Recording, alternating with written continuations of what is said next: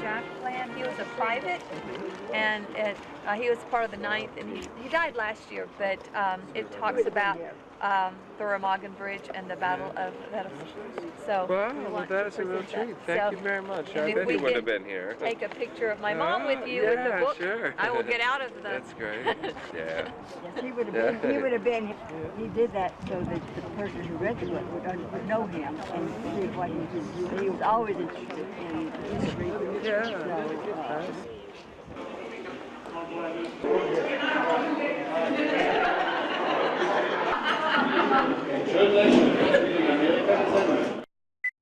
What's your name? Neil Aberig.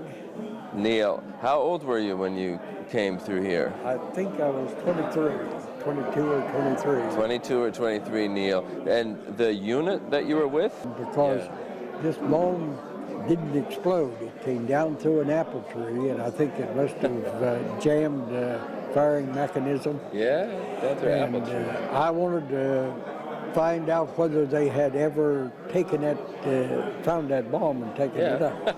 Good question. Whether that bomb dropped by that Messerschmitt was ever found, since it didn't. Yes, because it was in. Well, they had a kind of a garden, a blacktop driveway down there, and in the garden over from it, and the dirt was loose, and it.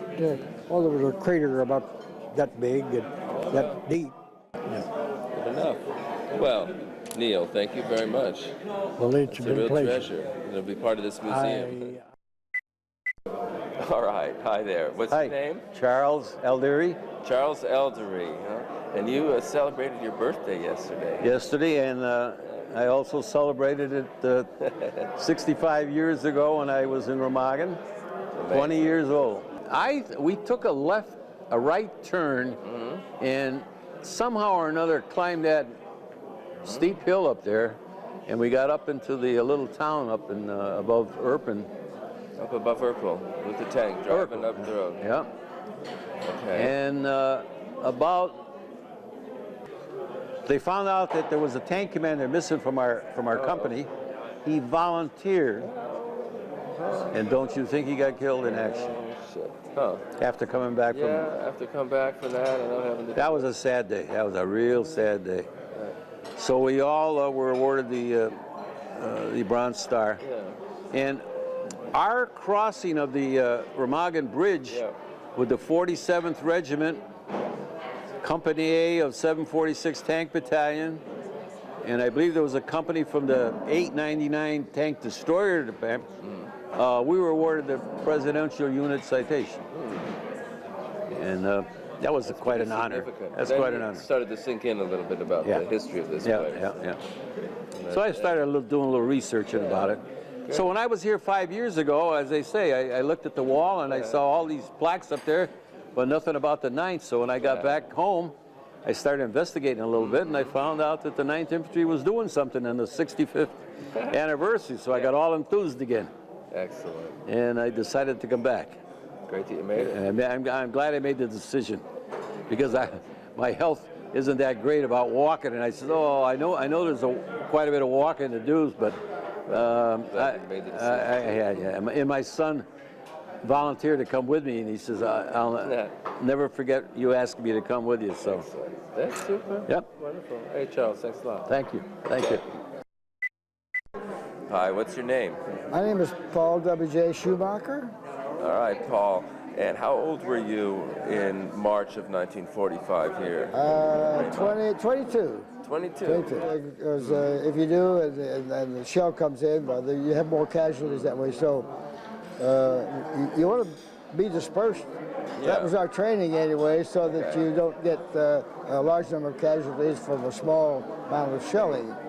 But I suppose the reason we could go on, that everything was cleared up, or else we were programmed such that when we crossed, there was no waiting line, so to speak. Yeah. So, on the Elbe River, near Denison, and then we stayed there until after the 10th of May. Yeah.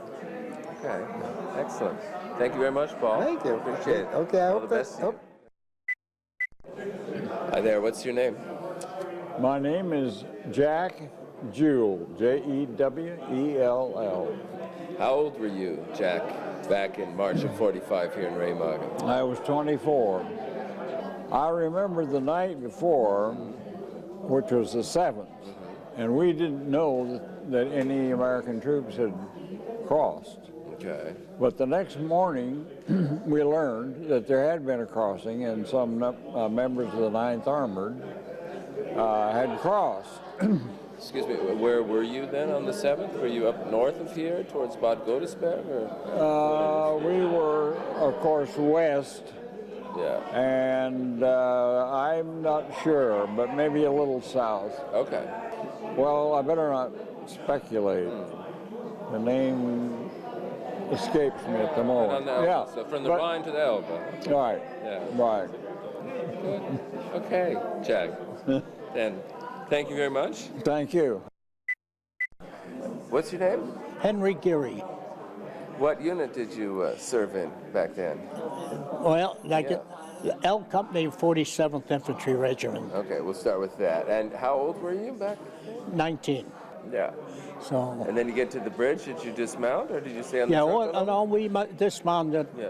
and we didn't see what happened after the plane flew over. Yeah. They said it's time to go back and go down and start walking across the bridge. England, and from England we picked up troops and then sent us home. Good enough. Hey, great. And we were home, on our way home, about 3 days before declaration. We would have probably been torpedoed by the German submarines at the time, but somehow or other, I think they got the idea, and the war was just about over at that time, so we left us go through. Excellent. Thank you very much, Henry. Appreciate it.